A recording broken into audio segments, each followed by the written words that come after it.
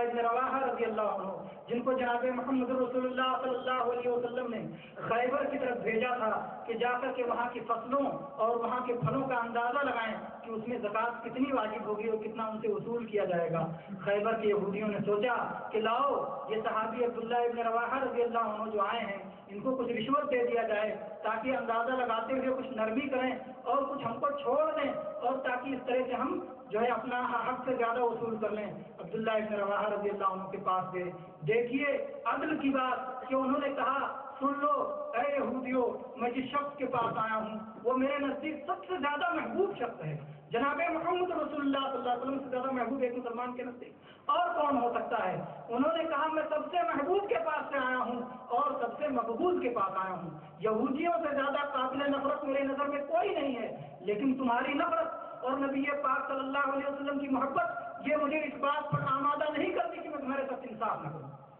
میں انصاف کروں گا اور عدل کے ساتھ جو حق ہوتا ہے اسی انداز سے بات کہی جائے گی۔ تو ان لوگوں نے فوراً کہا بہذا قامت السماوات والارض، کہ یہی وہ عدل ہے جس کی وجہ سے آسمان و زمین قائم ہے۔ میرے بھائیوں، یہ عدل کی بات تھی جو صحابہ کرام کہتے تھے، ایسا نہیں کہ جیسا یہود و نصارہ کے یہاں کہ یہود و نصارہ جب ایک دوسرے کے خلاف کوئی بات کہتے تھے تو عدل کو چھوڑ دیتے تھے۔ نصرانی کہتے تھے لیست الیہود علی شیء، یہود کے پاس تو حق ہے ہی نہیں، اور نصرانی جب کہتے یہودی کہتے تھے لیست النصارى علی شیء، نصارہ کے پاس حق ہے ہی، وہ تو پورے باطل ہیں۔ ایسا نہیں، جب کسی کے بارے میں، چاہے کسی جماعت کے بارے میں، چاہے کسی فرقے کے بارے میں جب کوئی بات کہی جائے تو حق کے ساتھ، انصاف کے ساتھ بات کہی جائے کہ ان میں حق کی یہ چیزیں موجود ہیں اور ان میں باطل کی یہ چیزیں موجود ہیں، اگر اپنی باطل کی یہ چیزیں وہ لوگ چھوڑ دیں تو لوگ بھی حق پہ آ جائیں گے۔ یہ طریقہ ہے عدل کا، انصاف کا، یہ اسلام نے ہم کو سکھایا ہے اور اسی عدل کی وجہ سے آسمان و زمین قائم ہے۔ تو یہ 8ویں وصیت تھی۔ 9ویں وصیت وَبِعَهْدِ اللَّهِ أَوْفُوا، وَبِعَهْدِ اللَّهِ أَوْفُوا، اللہ کے عہد کو پورا کرو۔ اللہ کا عہد ایک تو اس کے احکام اور اس کے اوامر و نواہی ہیں، جو بندہ اسلام میں داخل ہونے کے بعد عہد کرتا ہے کہ ہم اللہ کے احکام کی اطاعت کریں گے۔ دوسرا عہد جو آپس میں آپ ایک دوسرے سے عہد کرتے ہیں، کسی معاملے پر عہد کرتے ہیں، پیمان کرتے ہیں، ایگریمنٹ کرتے ہیں، جو عہد کرتے ہیں آپس میں، وہ بھی عہد اس میں داخل ہے، کیونکہ اللہ تبارک و تعالیٰ نے اس عہد کو بھی پورا کرنے کا حکم دیا ہے۔ اور وہ عہد بھی اس میں داخل ہے جس کو عہد الست کہتے ہیں۔ عہد الست، وہ عہد الست کیا ہے؟ اللہ تبارک و تعالیٰ نے سورہ عہد الست کا ذکر اللہ تبارک و تعالیٰ نے سورہ اعراف میں کیا ہے۔ سورہ اعراف کی آیت نمبر 172 میں، سورہ اعراف کی آیت نمبر 172 میں اللہ تبارک و تعالیٰ نے اس عہد کا ذکر کیا ہے وَإِذْ أَخَذَ رَبُّكَ مِنْ بَنِي آدَمَ مِنْ ظُهُورِهِمْ ذُرِّيَّتَهُمْ وَأَشْهَدَهُمْ عَلَىٰ أَنفُسِهِمْ أَلَسْتُ بِرَبِّكُمْ قَالُوا بَلَىٰ۔ سورہ اعراف کی آیت نمبر 172 میں اللہ تبارک و تعالیٰ نے اس عہد کا ذکر فرمایا ہے۔ اللہ تعالیٰ نے کہا کہ اس وقت کو یاد کرو جب آدم علیہ السلام کی پیٹ سے پیدا ہونے والی ساری نسل کو اللہ تبارک و تعالیٰ نے نکالا اور اس کے بعد سب سے عہد لیا۔ کیا عہد لیا؟ الست بربکم، کیا میں تمہارا رب نہیں ہوں؟ سب نے کہا بلا، ہاں ضرور تو میرا رب ہے۔ پھر اللہ تعالیٰ نے اسی عہد کو، توحید کا عہد جو اللہ نے ازل کے دن لیا تھا، اسی عہد کو یاد دلانے کے لیے اللہ نے اپنے رسولوں کو بھیجا ہے،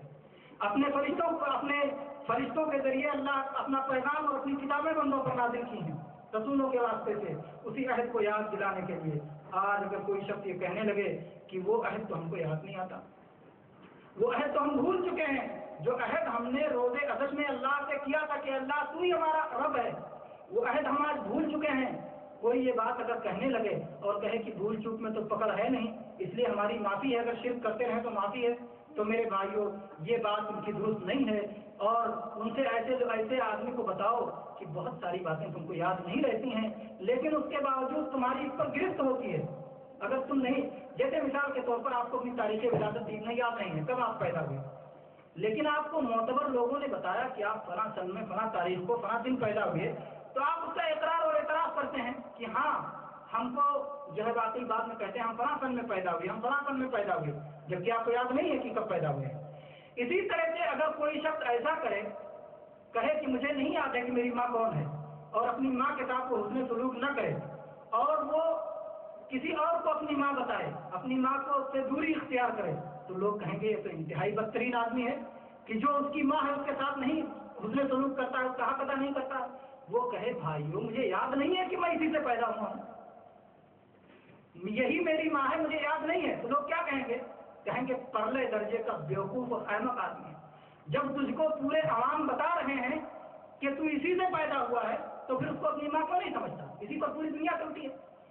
تو جب میرے بھائیوں عوام کے کہنے سے ایک آدمی یقین کر لیتا ہے کہ یہ میری ماں ہے، تو نبیوں کی شان تو بہت بڑی ہے، ان کی صداقت و امانت تو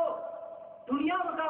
دوست اور دشمن سب اس کا اعتراف کرتے ہیں۔ جب انبیاء نے آپ کو یہ بات بتائی ہے کہ اللہ سے آپ عہد کر کے آئے ہیں، تو پھر بھلا آپ کو کیوں نہیں یقین آتا ہے؟ تو یہ میرے بھائیوں یہ عہد بھی اس میں مراد ہو سکتا ہے کہ اللہ کے عہد کو پورا کرو، یعنی جو تم نے شرک کو چھوڑنے کا اور توحید کو اپنانے کا عہد ازل میں کیا تھا، اس عہد کو آج پورا کرو اور شرک سے ہٹ کر کے توحید کو اپناؤ۔ جو لوگ اس عہد کو پورا نہیں کرتے، اللہ کے نبی پاک صلی اللہ علیہ وسلم نے ایسے لوگوں کے بارے میں بتایا ہے کہ یہ منافق ہیں اور ان کے اندر نفاق کی نشانی پائی جاتی ہے۔ آپ نے فرمایا اربع من کن فیہ کان منافقا خالصا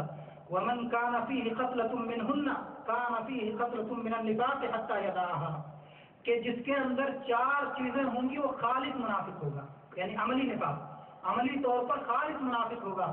اور اگر ان 4 میں سے کوئی ایک ہے تو جب تک اس کو نہ چھوڑ دے تب تک اس میں نفاق کی ایک خصلت موجود ہے۔ وہ 4 چیزیں کون سی ہیں؟ ایک چیز کی جب بات کرے تو جھوٹ بولے، دوسری چیز وعدہ کرے تو وعدہ خلافی کرے، تیسری چیز جب کسی سے عہد کرے تو بے وفائی کرے، اور چوتھی چیز جب جھگڑا کرے تو گالی گلوچ کرے۔ یہ 4 چیزیں نفاق کی علامتوں میں سے ہیں، جس میں سے ایک علامت ہے کہ عہد کو توڑ دے۔ اور یہ عہد توڑنے والے یاد رکھیں کہ اللہ تبارک و تعالیٰ ان کا فریق ہوں گے قیامت کے دن، اللہ تبارک و تعالیٰ اس کے مقابلے میں ہوں گے، جیسا کہ صحیح بخاری میں حدیث قدسی ہے۔ اللہ کے نبی پاک صلی اللہ علیہ وسلم فرماتے ہیں کہ اللہ تعالیٰ فرماتا ہے ثلاثۃ انا ختمہم یوم القیامہ، 3 لوگوں کے مقابلے میں میں کھڑا ہوں گا قیامت کے دن۔ پہلا وہ شخص کہ جس نے میرے نام سے عہد کیا اس کے بعد بے وفائی کی، اللہ کا نام لے کر کے عہد کرے اور اس کے بعد بے وفائی کرے تو اللہ تبارک و تعالیٰ اس کو پکڑے گا، خود پکڑے گا، بیچ میں کسی کو آنے کی ضرورت نہیں۔ اور دوسرا وہ شخص کہ جس نے کسی آزاد کو بیچ کر کے اس کا پیسہ کھا لیا، اور تیسرا وہ شخص جس نے کسی مزدور کو مزدوری پہ رکھا اور مزدور سے بھرپور کام لیا اور اس کے باوجود اس کو اس کی اجرت نہیں دی، تو یہ شخص بھی اللہ تبارک و تعالیٰ کے مقابلے میں فریق ہوگا اور اللہ تعالیٰ اس سے اس کا حق وصول فرمائیں گے۔ میرے بھائیوں، عہد پورا کرنا یہ وہ خاصیت، وہ صفت تھی کہ نبی پاک صلی اللہ علیہ وسلم ابتدائی دنوں ہی میں اپنی نبوت کا اعلان کرنے کے بعد ہی آپ جن چیزوں کا حکم دیا کرتے تھے اس میں سے ایک چیز تھی کہ عہد کو پورا کرو، اور کفار بھی یہ جانتے تھے کہ اللہ کے نبی صلی اللہ علیہ وسلم عہد کو پورا کرنے کا حکم دیا کرتے ہیں۔ چنانچہ ہرقل کا بادشاہ روم جب اسے پتا چلا کہ مکہ میں کسی نے اپنی نبوت کا اعلان کیا ہے، تو اس نے یہ پتہ لگانے کے لیے کہ وہ نبی کیا کہتا ہے اور نبی کی کیا نشانیاں ہیں، اس نے کہا کہ مکہ سے اگر کوئی جماعت روم میں آئی ہو تجارت کرنے کے لیے یا کسی اور مقصد سے تو اس جماعت کو بلا لاؤ۔ چنانچہ ایک جماعت جو تجارت کے لیے ابو سفیان کی قیادت میں گئی تھی ان کو بلایا گیا، ابو سفیان کو آگے کھڑا کیا گیا اور بقیہ لوگوں کو پیچھے کھڑا کر دیا گیا، اور کہا گیا کہ اگر یہ جو تمہارے آگے کھڑا ہے کچھ بھی بات غلط کہے گا تو لوگ پیچھے سے ٹوک دینا۔ ابو سفیان نے کہا کہ میں اگر یہ نہ خیال کرتا کہ لوگ مجھ کو بعد میں جھوٹا کہیں گے تو میں بہت ساری جھوٹی باتیں کہتا۔ بہرحال تو وہ سچ سچ باتیں بتاتے رہے۔ ہرقل نے بہت سارے سوالات میں سے ایک سوال یہ بھی کیا تھا کہ وہ نبی کن باتوں کا حکم دیتا ہے، تو ابو سفیان نے کہا یأمر بالصلاۃ والصدقہ والصدق والعفاف والوفاء بالعہد واداء الامانہ، کہ وہ نبی صلاۃ کا حکم دیتا ہے، وہ نبی سچائی کا حکم دیتا ہے، وہ نبی پاک دامنی اختیار کرنے کا حکم دیتا ہے، وہ نبی عہد پورا کرنے کا حکم دیتا ہے، وہ نبی امانت ادا کرنے کا حکم دیتا ہے، اس میں سے ایک چیز بتایا کہ وہ عہد کو پورا کرنے کا حکم دیتا ہے، اور ہرقل نے کہا جو کہ اس دین سے پہلے والی دین کی کتابوں کا عالم تھا، ہرقل توریت و انجیل کا عالم تھا، اس نے کہا ہذہ صفت و نبی، کہ ان باتوں کا حکم دینا یہ ایک نبی کی شان ہے، وہ نبی ہے جو ان باتوں کا حکم دیتا ہے۔ تو میرے بھائیوں، عہد کو پورا کرنا یہ 9ویں وصیت ہے جو اللہ تبارک و تعالیٰ نے ان آیتوں میں فرمائی ہے۔ آخری وصیت 10ویں وصیت، اللہ تعالیٰ نے فرمایا وَأَنَّ هَذَا صِرَاطِي مُسْتَقِيمًا فَاتَّبِعُوهُ وَلَا تَتَّبِعُوا السُّبُلَ، اور یہ میری صراط مستقیم ہے، اسی کی پیروی کرو، دوسرے راستوں کی پیروی نہ کرو۔ صراط مستقیم جو سنت کا راستہ ہے، جو جناب محمد رسول اللہ صلی اللہ علیہ وسلم کا بتایا ہوا راستہ ہے، اور جو دوسرے راستوں سے مراد بدعت کے راستے ہیں، یہی راستہ جو نبی پاک صلی اللہ علیہ وسلم کا بتایا ہوا راستہ ہے، اگر آپ اس پر سیدھے چلتے رہے تو آپ سیدھے جنت تک پہنچ جائیں گے۔ جیسا کہ شاعر نے کہا مسلک سنت پہ سالک چلا جا بے دھڑک، جنت الفردوس کو سیدھی گئی ہے یہ سڑک۔ تو سنت کے طریقے کو آپ پکڑ لیں گے تو سیدھے آپ جا کر کے جنت ہی میں پہنچیں گے، لیکن سنت کا طریقہ چھوڑ کر کے اگر آپ نے بدعتوں کے راستے لیے تو پھر جنت کے راستے سے بھٹک جائیں گے۔ عبداللہ ابن مسعود رضی اللہ عنہ بیان کرتے ہیں کہ اللہ کے نبی جناب محمد رسول اللہ صلی اللہ علیہ وسلم نے ایک دن ایک خط کھینچا،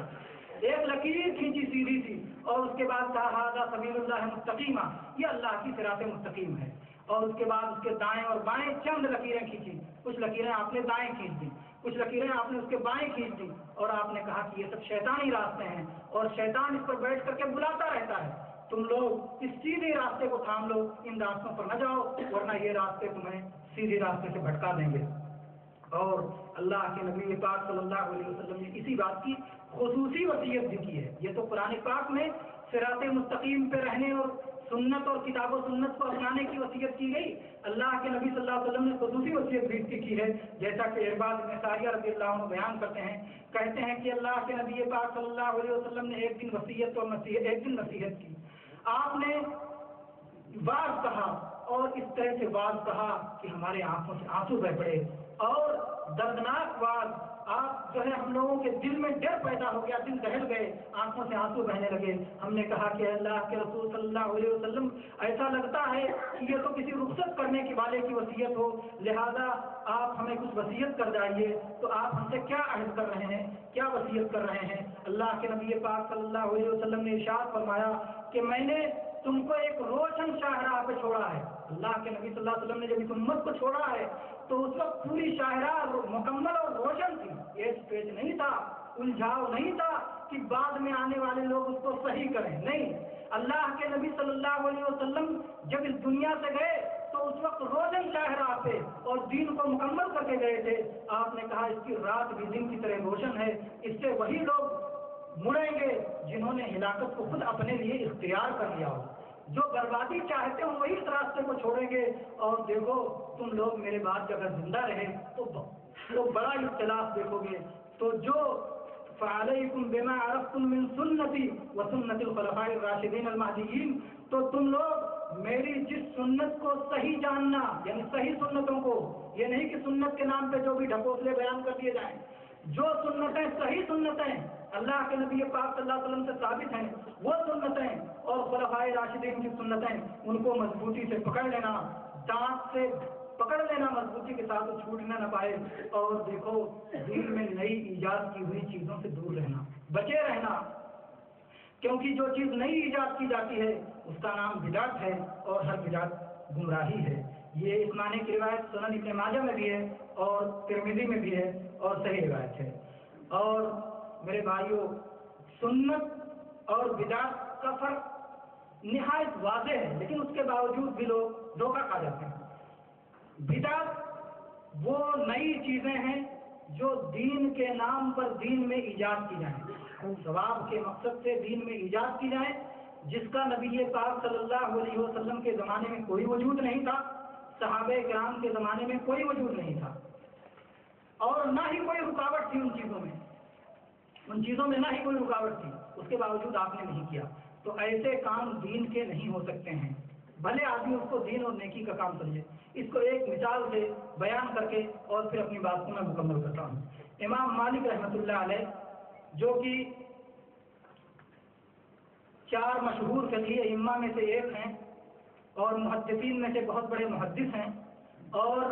مدینہ منورہ میں مسجد نبوی میں بیٹھ کے درس دیا کرتے تھے، اور جن کا یہ قول ہے کہ ہر شخص کی بات لی بھی جا سکتی ہے اور رد بھی کی جا سکتی ہے سوائے جناب محمد رسول اللہ صلی اللہ علیہ وسلم کے۔ امام مالک رحمۃ اللہ علیہ سے ایک شخص نے پوچھا کہ میں احرام کہاں سے باندھوں؟ انہوں نے کہا میقات سے، جہاں سے اللہ کے نبی صلی اللہ علیہ وسلم نے احرام باندھا وہیں سے احرام باندھو۔ اس نے کہا کہ اگر میں مسجد نبوی سے احرام باندھوں تو کیا حرج ہے؟ تو انہوں نے کہا کہ بہت حرج ہے، بہت بڑا حرج ہے۔ کہا کیا حرج ہے؟ میں نے چند کلومیٹر بڑھا ہی تو لیا ہے، اس سے کیا فرق پڑتا ہے؟ تو انہوں نے کہا مجھے تو تیرے بارے میں فتنہ کہہ رہا ہے۔ کہا کون سا فتنہ؟ کہا وہ فتنہ جو قرآن پاک میں اللہ تعالیٰ نے سورہ نور کی آیت نمبر 63 میں بیان فرمایا ہے، فَلْيَحْذَرِ الَّذِينَ يُخَالِفُونَ عَنْ أَمْرِهِ أَن تُصِيبَهُمْ فِتْنَةٌ أَوْ يُصِيبَهُمْ عَذَابٌ أَلِيمٌ، کہ ان لوگوں کو جو اللہ کے رسول صلی اللہ علیہ وسلم کے حکم کی مخالفت کرتے ہیں ان کو ڈرنا چاہیے کہ کسی فتنے میں نہ پڑ جائیں یا اللہ کے دردناک عذاب کا شکار نہ ہو جائیں۔ اس فتنے سے بعض اہل علم نے کہا کہ شرک مراد ہے، کہ کہیں وہ رسول اللہ صلی اللہ علیہ وسلم کی مخالفت کر کے شرک میں نہ جا پڑے۔ اور شرک سے بڑا کون فتنہ ہو سکتا ہے کہ مشرک کے لیے جنت کو حرام کر دیا گیا اور جہنم کا ٹھکانہ بنا دیا گیا۔ تو بہرحال انہوں نے امام مالک رحمۃ اللہ علیہ نے کہا کہ تو یہ سمجھتا ہے کہ اللہ کے رسول صلی اللہ علیہ وسلم کو بھی وہ فضیلت نہ مل سکی جو فضیلت تجھ کو حاصل ہے۔ اللہ کے نبی صلی اللہ علیہ وسلم تو ذوالحلیفہ پر پہنچ کر، میقات پر پہنچ کر آپ نے احرام باندھا، اور تو کہتا ہے میں مسجد نبوی سے اور نبی صلی اللہ علیہ وسلم کے روضے مبارک سے احرام باندھوں گا تو کیا حرج ہے، اور بلکہ زیادہ فضیلت مل جائے گی۔ یعنی تجھ کو ایسی فضیلت مل رہی ہے جو فضیلت نبی پاک صلی اللہ علیہ وسلم کو بھی حاصل نہ ہو سکی، اس سے بڑھ کر فتنے کی اور کیا بات ہے۔ تو میرے بھائیوں، وہ چیزیں جو نبی پاک صلی اللہ علیہ وسلم سے ثابت ہیں وہ ہمارے لیے کافی ہیں، وہ ہمارے لیے کافی ہیں۔ اللہ کا دین مکمل ہو چکا ہے، بدعتوں سے دوری جو ہے یہ واجب اور لازم ہے، اور یہ اللہ کی اور اللہ کے رسول صلی اللہ علیہ وسلم کی وصیتوں میں سے ہے، اور یہ آخری وصیت ہے کہ صراط مستقیم کو مضبوطی سے تھام لو، اور وہ صراط مستقیم کتاب و سنت کا اتباع ہے۔ ان وصیتوں کے فائدے میں اللہ تبارک و تعالیٰ نے آپ کو 3 چیزیں بتائی ہیں، ذالکم وصاکم بہ لعلکم تعقلون، دوسرے میں کہا ذالکم وصاکم بہ لعلکم تذکرون، اور تیسری جگہ کہا ذالکم وصاکم بہ لعلکم تتقون، یعنی یہی عقل کا تقاضا ہے، اور یہی نصیحت حاصل کرنے کا تقاضا ہے، اور یہی تقویٰ کا بھی تقاضا ہے۔ اللہ تبارک و تعالیٰ ہم سب کو اپنے دین حق پر عمل کرنے کی توفیق عطا فرمائے، اور ہمارے ٹوٹے پھوٹے اعمال کو قبول فرمائے۔ آمین۔ وآخر دعوانا الحمدللہ رب العالمین، وصلی اللہ علیہ نبینا محمد۔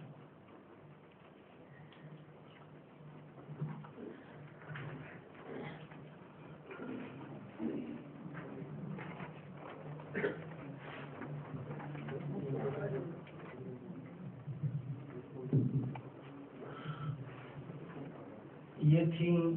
10 وصیتیں جسے حسب ضرورت تفصیل اور اختصار کے ساتھ مختلف دوسرے مسائل کو چھیڑتے ہوئے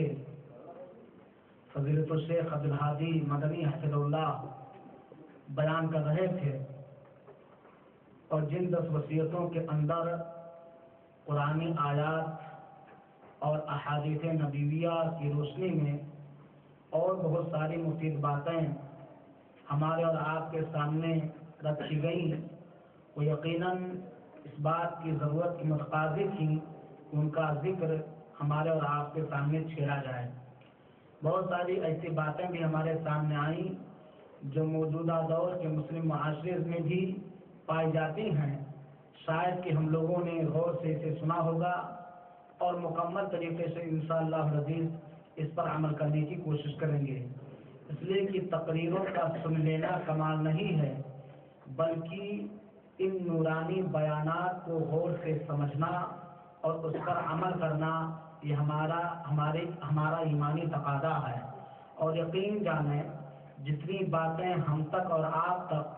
حق کی روشنی میں پہنچائی گئی ہیں، امانت داری اور دیانت داری اور خلوص کے ساتھ اور محبت کے ساتھ، اور ہمارے سمجھ میں وہ باتیں آ بھی گئی ہیں، اگر ہم ان پر عمل پیرا نہ ہوں گے تو یہی مجلس ہمارے لیے کسی دن کھل کر دلیل بن کر کے آئے گی۔ اللہ رب العالمین ہم سب کو آج کی مجلس میں سنی ہوئی باتوں پر غور کرنے اور اس پر عمل کرنے کی توفیق عطا فرمائے، آمین۔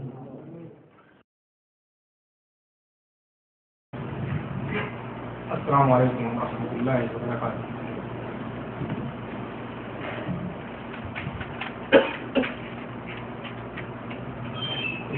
نظم کا موضوع ہے قرآن کی فریاد۔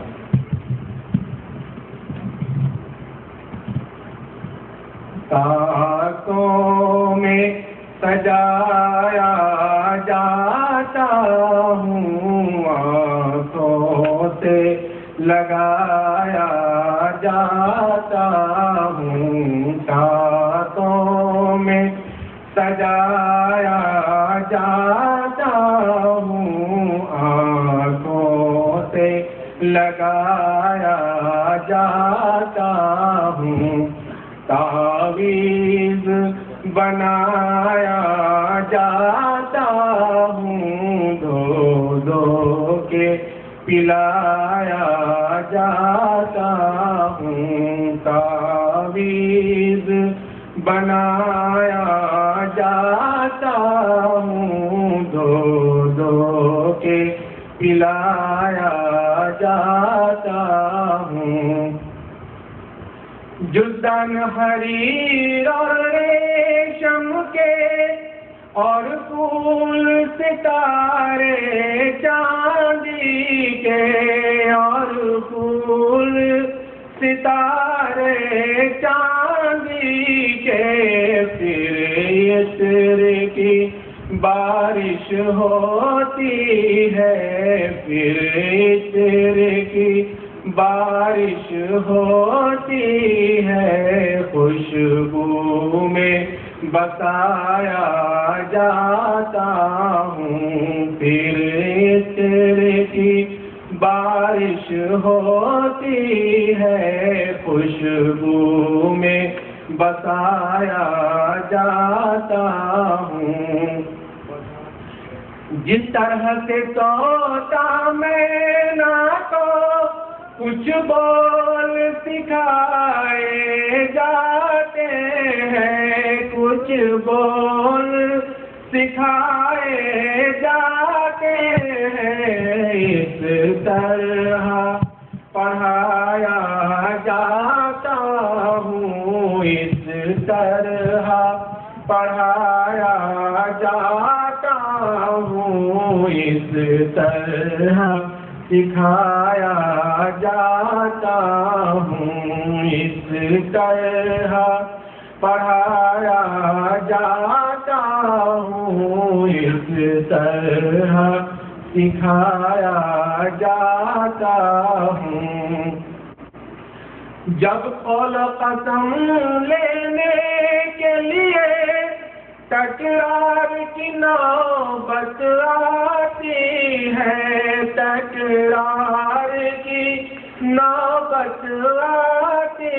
ہے، پھر میری ضرورت پڑتی ہے، پھر میری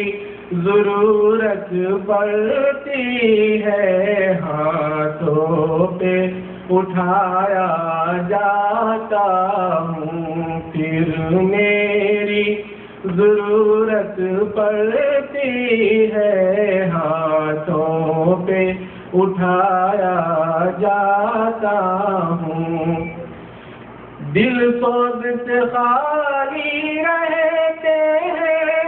آنکھیں ہیں کہ نم ہوتی نہیں، آنکھیں ہیں کہ نم ہوتی نہیں، کہنے کو میں ایک ایک جلسے میں، کہنے کو میں ایک ایک جلسے میں پڑھ پڑھ کے سنایا جاتا ہوں، کہنے کو میں ایک ایک جلسے میں پڑھ پڑھ کے سنایا جاتا ہوں، نیکی پہ بدی کا غلبہ ہے، سچائی سے بڑھ کر دھوکا ہے، سچائی سے بڑھ کر دھوکا ہے۔ ایک بار ہنسایا جاتا ہوں، ایک بار ہنسایا جاتا ہوں، 100 بار رلایا جاتا ہوں۔ ایک بار ہنسایا جاتا ہوں، 100 بار رلایا جاتا ہوں۔ یہ مجھ سے عقیدت کے دعوے، قانون پہ راضی غیروں کے، قانون پہ راضی غیروں کے، یوں بھی مجھے رسوا کرتے ہیں، یوں بھی مجھے رسوا کرتے ہیں۔ ایسے بھی ستایا جاتا ہوں، یوں بھی مجھے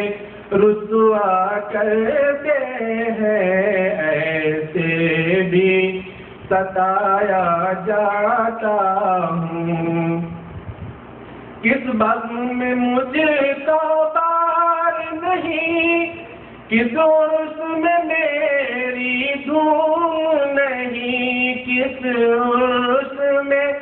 میری دھوم نہیں، پھر بھی میں اکیلا رہتا ہوں، پھر بھی میں اکیلا رہتا